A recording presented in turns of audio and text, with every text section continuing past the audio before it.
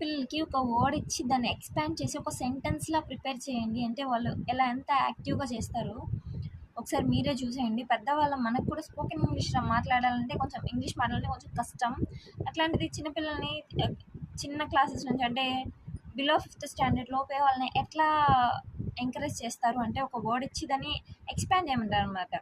For example ఒక necklace అనే word ఇచ్చారు అనుకోండి, necklace, a necklace, a diamond necklace, a big diamond necklace, a beautiful big diamond necklace, a beautiful big blue diamond necklace.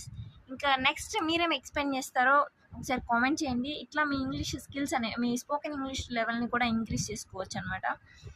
And ఇది వచ్చేసి a bag, a leather bag, a white leather bag, a big white leather bag.